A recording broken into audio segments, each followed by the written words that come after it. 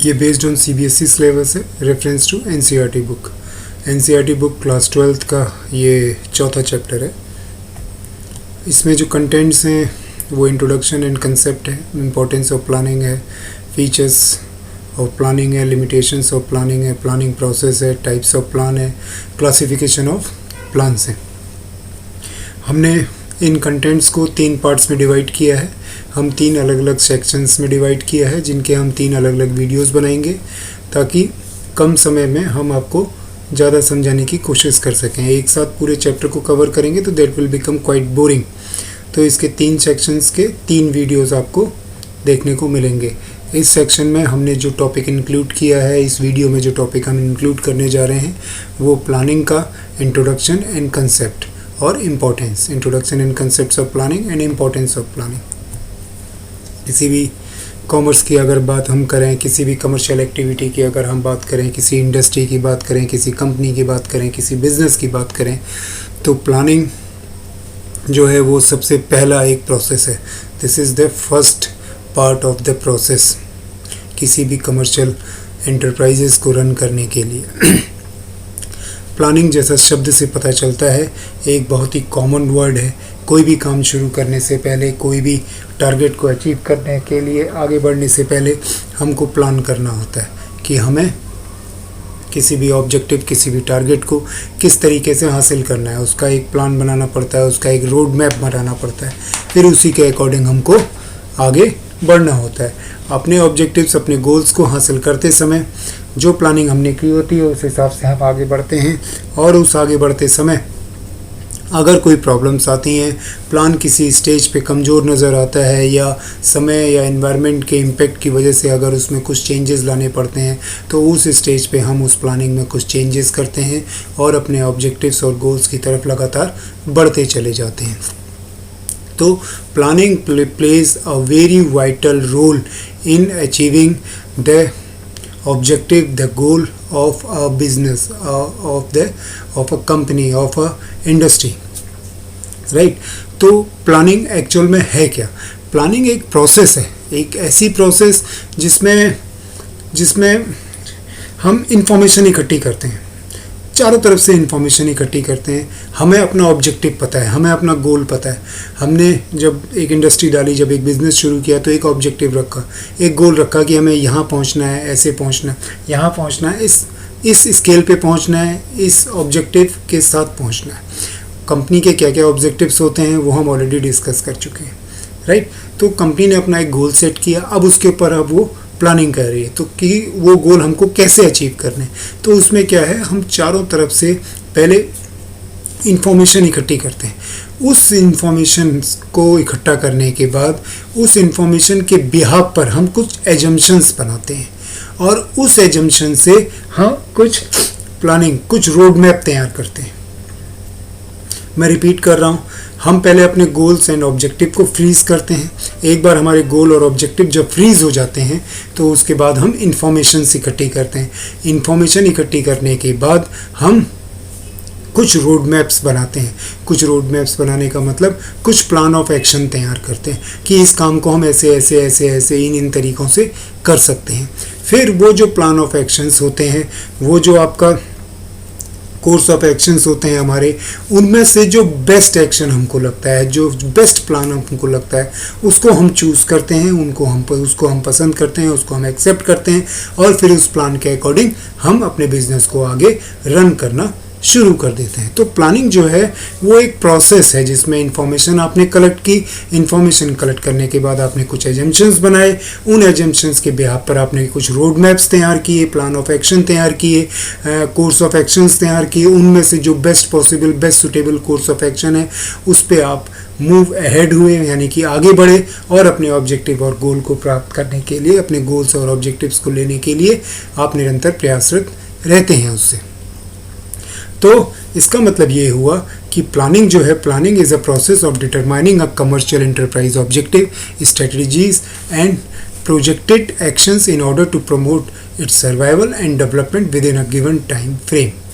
इसके अलावा दूसरा इसका है planning is selecting information and making assumptions regarding the future to formulate activities necessary to achieve organisation objective. जो बात अभी हमने की प्लानिंग क्या है, सेलेक्शन ऑफ इंफॉर्मेशन। पहले आपने इंफॉर्मेशन सेलेक्ट की, फिर आपने कुछ एजम्पशंस बनाए। अब इसको अगर मैं दूसरे शब्दों में कहूँ तो पहले आपने जैसे सपोज करके आपने एक कपड़े का काम शुरू करना है, आपने डिसाइड किया कि मैं एक कपड़े के बिज़नेस में जाना चाहता हूँ, एक इंडस्ट्री खोलना चाहता हूँ जो मेरे रेडीमेड कपड़े बनाएगी, राइट। आपने ये एक ऑब्जेक्टिव कर लिया, मुझे मार्केट में बहुत अच्छी अपनी ब्रांड वैल्यू बनानी है, मुझे अच्छा प्रॉफिट कमाना है, लॉन्ग टर्म के लिए सर्वाइव करना है, और मेरे जो कपड़े होंगे वो कपड़े मैं बनाऊँगा बच्चों के लिए। फॉर एग्जाम्पल किड्स के कपड़े में मैं अपना, बच्चों के कपड़ों में मैं अपना स्पेशलाइजेशन रखूँगा। तो ये हमारा ऑब्जेक्टिव बन गया, ये हमने अपना एक गोल सेट कर दिया कि हमें मार्केट में एस्टेब्लिश होना है एक अच्छे ब्रांड के रूप में, एक रेप्यूटेड ब्रांड के रूप में in the segment of kids fabric या किड्स क्लॉथिंग, राइट। ये हमने एक ऑब्जेक्टिव बना दिया। अब हम क्या करेंगे, इसके रिगार्डिंग में जो भी मार्केट में अवेलेबल इंफॉर्मेशन है उनको कलेक्ट करेंगे कि हम अपने कॉम्पिटिटर्स की तरफ देखेंगे कि हमारे कॉम्पिटिटर्स कौन कौन इस सेगमेंट में काम कर रहे हैं, किस किस तरीके से काम कर रहे हैं, किस किस डिज़ाइन के कपड़े बना रहे हैं, किस किस फैशन के कपड़े बना रहे हैं। इसके अलावा इसके साथ साथ पैरेलली जो हमने पहले पढ़ा था पूरी बिजनेस एनवायरनमेंट की एक स्टडी करेंगे कि क्लॉथिंग डिवीज़न में, टेक्सटाइल डिवीज़न में गवर्नमेंट के क्या रूल्स एंड रेगुलेशंस हैं, क्या टैक्सेशंस हैं, क्या गवर्नमेंट की पॉलिसीज़ है, कंपनीज एक्ट क्या कहता है, लेबर एक्ट क्या कहता है। इस सारी चीज़ों की प्लानिंग और मतलब सारी चीज़ों की इंफॉर्मेशन इकट्ठी करके कलेक्टिवली हम क्या करेंगे, कुछ एजम्पशंस तैयार करेंगे इन इंफॉर्मेशंस के बेस्ड। तो हमारे पास इंफॉर्मेशन आ गई मार्केट के रिगार्डिंग में, प्रोडक्ट के रिगार्डिंग में और एनवायरनमेंट के रिगार्डिंग में, राइट। ये इंफॉर्मेशन हमने इकट्ठी कर ली। उसके बाद हम कुछ एजम्पशंस तैयार करेंगे। एजम्पशंस मतलब कुछ ऐसे स्टेटमेंट जिनके बिहाफ पर हम अपनी प्लानिंग को फॉर्म करेंगे। तो जैसे फॉर एग्जांपल कि एजम्पशंस क्या हुए हमारे किड्स डिवीज़न में, सबसे पहला एजम्पशन हुआ कि हम जो कपड़े बनाने जा रहे हैं वो हम बच्चों के बनाएंगे, हम बड़ों के कपड़ों की तरफ अभी ध्यान नहीं देंगे क्योंकि हमारा टारगेट किड्स डिवीज़न में अपने आप को इस्टेब्लिश करने का है, राइट। दूसरा हमने क्या कहा, क्या एक एजम्पशन बनाया कि मार्केट की इंफॉर्मेशन से हमको ये पता लगा है कि हमें जो कपड़े बनाने हैं, जो डिज़ाइंस तय करने हैं, वो डिज़ाइंस हमारे जनरली कार्टून बेस्ड होने चाहिए। मैं एक एग्जांपल दे रहा हूँ, ऐसा ज़रूरी नहीं कि किड्स डिवीज़न में यही चलता है, ऐसा नहीं है। मैं जस्ट एक एग्जांपल दे रहा हूँ कि एजम्पशंस कैसे बनते हैं। ये एजम्पशन कैसे बना कि हमें जो कपड़े डिज़ाइन करने हैं वो कार्टून बेस्ड ज़्यादा होने चाहिए।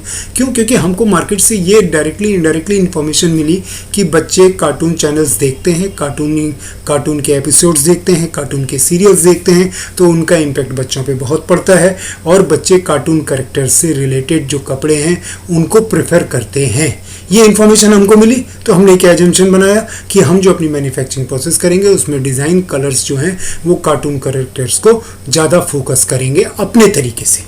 बिजनेस में एक थोड़ा सा इंडिविजुअलिटी भी होनी चाहिए, अपना थोड़ा सा अलगपन भी होना चाहिए, एक अलग तरह का डिज़ाइन आना चाहिए ताकि मार्केट में वो दूसरे के पास ना हो, लेकिन कंसिडरिंग द फैक्ट कि वो कार्टून कैरेक्टर से मिलता जुलता होना चाहिए। तो ये क्या हुआ, हमने इन्फॉर्मेशन कलेक्ट की, उसके ब्याह पे हमने कुछ एजम्पशंस बनाए।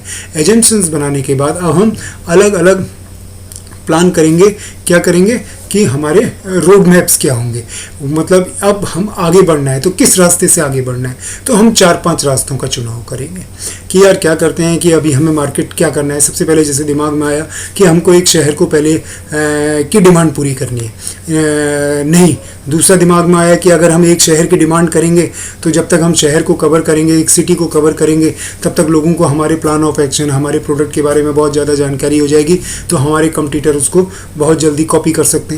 तो दूसरा दिमाग आया कि हम सीधे सबसे पहले ही पूरे स्टेट को कवर कर लेंगे या एक साथ पूरी कंट्री को कवर करते हैं ताकि कंपटीटर्स को इतना टाइम, इतना समय ना मिले कि वो हमारे डिज़ाइन को, हमारे फैशन को, हमारे ट्रेंड को कॉपी कर सके। ये आपने एक रोड मैप अलग अलग तैयार की। अब अलग अलग रोड मैप्स में आपने फिर अपनी प्लानिंग की कि यार इतना बड़ी मैन्युफैक्चरिंग यूनिट्स नहीं डाल सकते, हमको हर स्टेट में एक मैन्युफैक्चरिंग यूनिट चाहिए होगी ताकि हम कपड़ों की supply timely with quantity based कर सकें। तो इसके लिए क्या करना है, क्या सब जगह इतना इन्वेस्टमेंट कर पाएंगे? तो एक रोड मैप है, हाँ हमको हर स्टेट पे यूनिट डालना है। दूसरा तरीका है कि हम फ्रेंचाइजी दे दें, हम दूसरी कंपनियों के साथ टाई अप करके जो कपड़े सिलते हैं उनके साथ टाई अप करके अपने डिज़ाइंस, अपनी क्वालिटी उनको दें और उनसे कहें कि आप हमारे लिए कपड़े बनाओ, राइट। तो उसमें आपको अपनी मैन्युफैक्चरिंग यूनिट डालने की ज़रूरत नहीं पड़ेगी, आपका टाइम बचेगा। ये अलग अलग आपके रोड मैप्स हो गए। जब अगर आपको कंट्री कवर करनी है या आपको स्टेट कवर करना है या सिटी कवर करनी है, अलग अलग रोड मैप्स हुए, अलग अलग प्लान ऑफ एक्शन बनाए। उसके बाद जो most suitable plan of action है उसको आपने चूज़ किया। अब आपने डिसाइड कर लिया कि हमको ना पूरी कंट्री को एक साथ कवर करना है और ना सिर्फ एक सिटी को कवर करना है, हमको एक स्टेट को पहले कवर करना है। लेट्स टेक एग्जांपल, अब उत्तर प्रदेश में हमें अपने कपड़े की पूरी डिवीज़न एक साथ फैला देनी है। तो उसके लिए क्या करना पड़ेगा कि हम इतनी बड़ी यूनिट क्या कर पाएंगे, इतने प्रोडक्ट एक साथ बना पाएंगे। तो एक तरीका है कि हम अपनी मैन्युफैक्चरिंग यूनिट डालते हैं, उसमें कपड़े बनाना शुरू करते हैं। इसके साथ छोटे छोटे जो यूनिट्स हैं अलग अलग शहरों में, दूर दराज के शहरों में, उनसे टाई अप करके उनसे अपने कपड़े बनवाते हैं ताकि हम तेज़ी से एक साथ मटेरियल तैयार करके मार्केट में डिस्ट्रीब्यूट कर सकें। तो 10 तरह के रोड मैप आपने बनाए, 10 तरह के course of action, plan of actions तैयार किए और फिर उसमें से एक चूज़ किया जो आपके ऑब्जेक्टिव को, आपके कंपनी के गोल को अचीव करने में हेल्पफुल हुआ।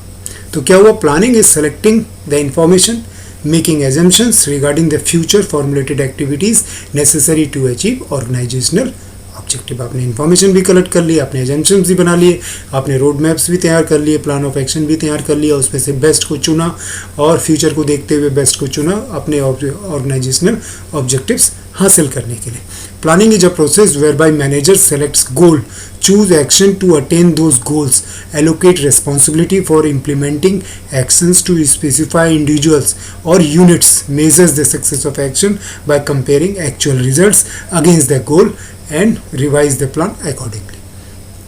ये डेफिनेशन थोड़ा सा इसको ब्रॉड वे में ले जाती है कि हम प्लान ऑफ एक्शन बनाते हैं। प्लान ऑफ एक्शन बनाने के बाद जो हमने प्लान ऑफ एक्शन बनाया है उसके अकॉर्डिंग हम अपने काम को अलग अलग डिवीज़न, अलग अलग लोगों में बांट देते हैं और वो बांटने के बाद हम उस काम को शुरू करते हैं और ये देखते हैं कि कहाँ कहाँ किस किस स्टेज पे हम अपने गोल्स को अपने प्लानिंग के अकॉर्डिंग चल रहे हैं। उस प्लानिंग में कहीं पे अगर कोई कमी है, किसी स्टेज पे अगर कोई चीज़ कम या ज़्यादा लग रही है तो उस प्लान को दोबारा रिवाइज करते हैं इस तरीके से कि हम अपने ऑब्जेक्टिव्स, अपने गोल को सक्सेसफुली हासिल कर सकें।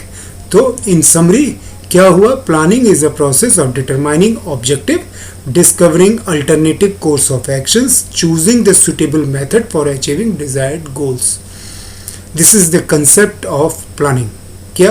Planning is a process of determining objective. सबसे पहले आप कंपनी के ऑब्जेक्टिव्स देखते हो, ऑब्जेक्टिव्स को चुनते हो, क्या मकसद है, क्या आपका गोल है। Discovering alternative course of action, फिर आप उस गोल को हासिल करने के लिए अल्टरनेटिव कोर्स ऑफ एक्शंस बनाते हो, यानी कि 10 तरह के रोड मैप आप बनाते हो कि हाँ इस रास्ते से जाएंगे तो हम अपने डेस्टिनेशन पे पहुंच सकते हैं, इस रास्ते से जाएंगे तो भी पहुंच सकते हैं, इस रास्ते से जाएंगे तो भी पहुंच सकते हैं। चूजिंग द सुटेबल मेथड, उसके बाद कौन सा रोड मैप आपके लिए बेस्ट सुटेबल है वो आप चूज़ करते हैं अपनी डेस्टिनेशन, अपने गोल, अपने ऑब्जेक्टिव तक पहुँचने के लिए।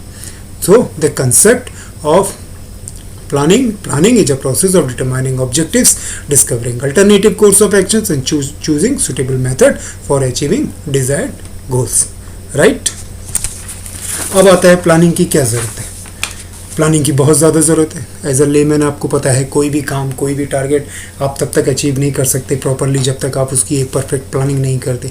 जितनी अच्छी प्लानिंग होगी उतना अच्छा आपका कोर्स ऑफ एक्शन होगा, जितना अच्छा और जितना पावरफुल आपका कोर्स ऑफ एक्शन होगा उतना ही जल्दी और उतने इफेक्टिवली, उतने ही एफिशिएंटली आप अपने टारगेट्स को अचीव कर पाते हो, अपने ऑब्जेक्टिव्स को हासिल कर पाते हो। ये सिर्फ बिजनेस वर्ल्ड में भी नहीं होता, एक इंडिविजुअल लाइफ में, एक इंडिविजुअल एनवायरनमेंट में, एक इंडिविजुअल प्रोसेस का भी यही हिस्सा है।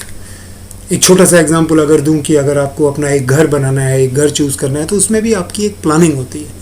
उसमें बहुत सी चीज़ें इन्वॉल्व होती हैं। पैसा कहाँ से आएगा, अभी हमारे पास कितना पैसा है, कितना पैसा हमको और चाहिए, उस पैसे को हम कहाँ से कलेक्ट करेंगे, कितना पैसा हम लोन के रूप में लेंगे, कितना पैसा हमें अपने रिलेटिव्स और फ्रेंड्स से हेल्प मिल जाएगी, कितना हमारे पास अपना रिजर्व फंड है, कितना के हम डिस्काउंट मांग सकते हैं बिल्डर से, कंस्ट्रक्शन कंपनी से। इस तरीके से आप एक प्रॉपर प्लानिंग करते हैं, then you go for a home. बिना प्लानिंग के आप आँख बंद करके कोई चीज़, बड़ी चीज़, कोई बड़े ऑब्जेक्टिव्स हासिल नहीं कर सकते। तो प्लानिंग की इम्पोर्टेंस क्या है? मैनेजमेंट में प्लानिंग की बहुत बड़ी इम्पोर्टेंस है। किसी भी मैनेजमेंट सिस्टम का बैकबोन जो है उसकी प्लानिंग होती है। किसी भी मैनेजमेंट सिस्टम का जो prime duty and prime responsibility होती है, that is to form a perfect and the best plan for running a company, for running a business. ये टॉप लेवल एग्जीक्यूटिव की सबसे बड़ी जिम्मेदारी होती है।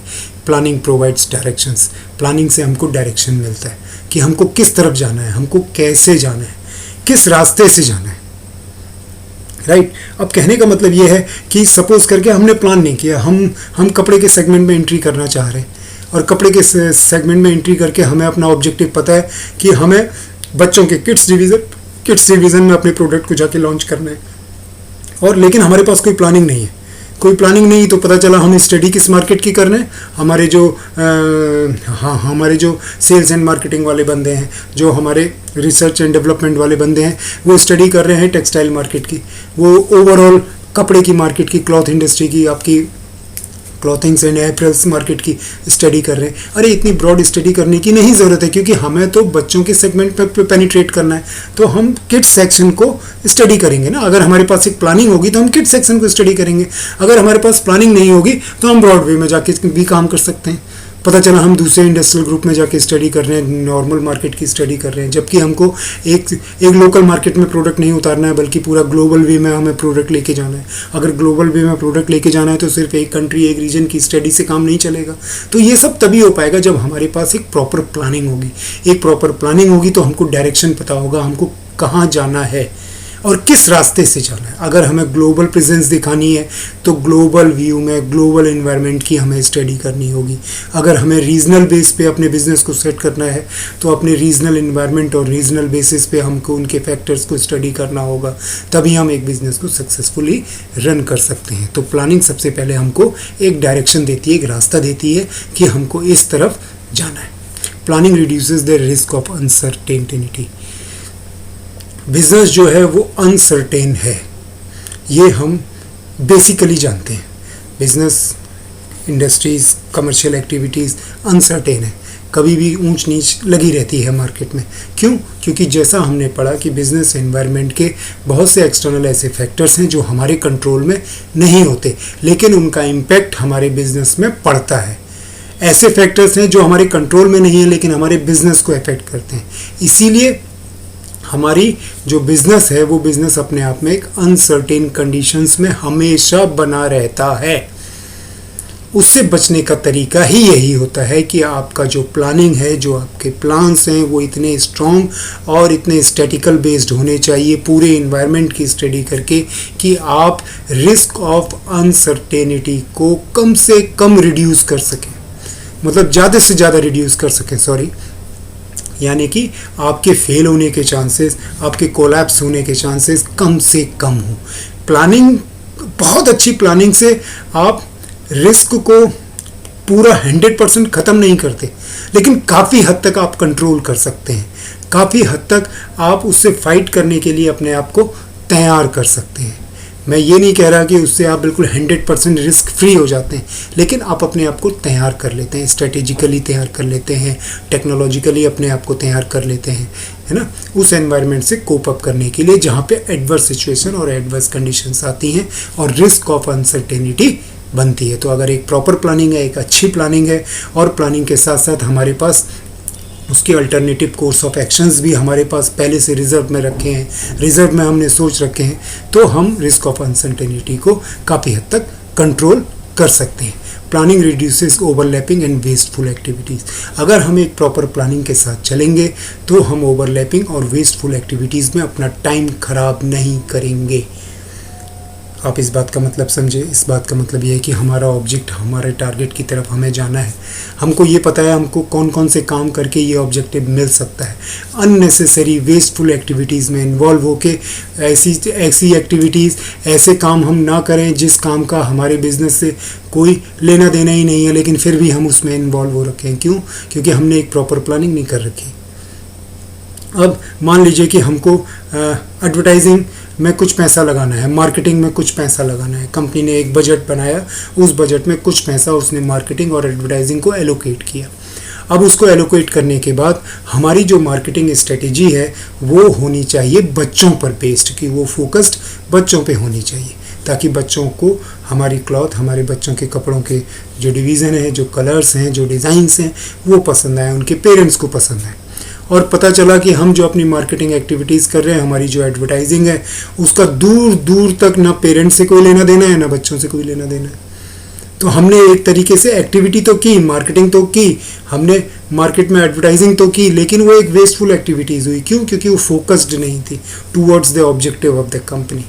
तो अगर एक प्रॉपर प्लानिंग होगी तो हम प्रॉपर तरीके से अपनी एक्टिविटीज़ को कंट्रोल कर पाएंगे और वेस्टफुल एक्टिविटीज़ में अपने आप को इन्वॉल्व नहीं करेंगे, ऐसी एक्टिविटीज़ में अपने आप को इन्वॉल्व नहीं करेंगे जहाँ पे कि हमारी रिसोर्सेज की बर्बादी हो। प्लस साथ में अगर एक प्रॉपर प्लानिंग होती है तो कभी भी ओवरलैपिंग नहीं होती। ओवरलैपिंग का मतलब होता है इंटर डिपार्टमेंटल जो हमारे प्रोसेस चले आ रहे हैं, HR डिपार्टमेंट है, फाइनेंस डिपार्टमेंट है, वो आपस में टकराते नहीं हैं, आपस में क्रैश नहीं करते हैं, आपस में ओवरलैप नहीं करते हैं, क्योंकि हम एक प्रॉपर प्लानिंग के साथ काम कर रहे होते हैं। हमको पता है 5000 पीस सपोज करके पर डे हमको बनाना है, ये हमारा objective target of the company है कि हमको 5000 पीसेस की ज़रूरत है। 5000 पीसेस की हमको पर डे की ज़रूरत है। ये हमको कहाँ से पता चला? ये हमको पता चला अपने मार्केटिंग और सेल्स डिपार्टमेंट से। मार्केटिंग और सेल्स डिपार्टमेंट ने ये बात बताई अपने प्रोडक्शन डिपार्टमेंट को। प्रोडक्शन डिपार्टमेंट ने उसी के अकॉर्डिंग अपने रॉ मटेरियल, अपनी मशीनरीज, अपने इक्विपमेंट्स और अपने वर्किंग आवर्स को उसी हिसाब से सेट किया ताकि 5000 पीसेस पर डे बन सकें। उसी के अकॉर्डिंग फिर प्रोडक्शन डिपार्टमेंट ने ये इन्फॉर्मेशन पास ऑन की आपकी कहाँ पर? HR डिपार्टमेंट, क्योंकि भाई मेरे को इतने मैन पावर की ज़रूरत है, इस स्टैंडर्ड के, इस स्पेशलाइजेशन के मेरे को मैन पावर वर्कर्स की ज़रूरत है, क्योंकि हमारा टारगेट ये अचीव करने का है। इसके लिए मुझे ये मैन पावर चाहिए, जो HR डिपार्टमेंट का काम है। HR डिपार्टमेंट उस मैन पावर को अरेंज करेगा, उनकी सैलरीज, उनके इंसेंटिव्स, उनके अलाउंसेस को तय करेगा और प्रोडक्शन डिपार्टमेंट को वो चीज़ें प्रोवाइड कराएगा, सेल्स डिपार्टमेंट को प्रोवाइड कराएगा। इसके बाद ये सारा कोऑर्डिनेशन होते होते आप फाइनेंस डिपार्टमेंट के पास पहुँचते हो, अपने टारगेट बताते हो, ऑब्जेक्टिव्स बताते हो। उसके लिए फंड्स चाहिए, वो फंड्स अरेंज करने पड़ेंगे रॉ मटेरियल खरीदने के लिए, ओवरहेड एक्सपेंसेस आपको करने के लिए, फिक्स और वेरिएबल एक्सपेंसेस को कवर अप करने के लिए। तो ये सारा एक कोऑर्डिनेशन तभी हो पाता है जब आपके पास एक प्रॉपर प्लानिंग है, चीज़ें आपस में ओवरलैप नहीं होती। 5000 पीस आपको बनाने हैं, आपकी कंपनी की जो वर्क फोर्स कैपेसिटी है वो हार्डली 3000 पीस पर डे बनाने की है। 5000 पीस आप कैसे बनाएंगे अगर आप HR डिपार्टमेंट को इन्फॉर्मेशन पास ऑन करके उससे आप कोऑर्डिनेट नहीं करेंगे? तो चीज़ें क्या हुई? आपस में ओवरलैप हो गई और वेस्टफुल एक्टिविटीज़ हो गई। दिन भर में आपने 5000 नहीं बना के 2000 3000 पीस बनाए, एक ढंग से कोऑर्डिनेशन नहीं था, तो 5000 की जगह पता चला आप 7000 पीस पर डे बना रहे हैं। क्यों? क्योंकि कोई प्रॉपर प्लानिंग नहीं है। आपने लोग रख लिए, मैन पावर रख ली, वर्किंग आवर्स बढ़ा दिए, लेकिन अपने प्रोडक्शन को एक कंट्रोल वे में नहीं किया। 7000 पीस बन गया, 2000 पीस का क्या करेंगे? That's a complete waste of money, waste of product, waste of resources, waste of energy. तो इसीलिए एक प्रॉपर प्लानिंग अगर होगी तो हम इन चीज़ों को काफ़ी हद तक रिड्यूस कर लेते हैं। Planning promotes the innovative ideas. अगर हमारे पास एक अच्छी प्लानिंग है तो हम इनोवेटिव आइडियाज़ को प्रमोट करते हैं। इनोवेटिव आइडियाज़ मतलब वो आइडियाज़ जो नए आइडियाज़ हैं, जो पहले कभी इम्प्लीमेंट नहीं किए गए।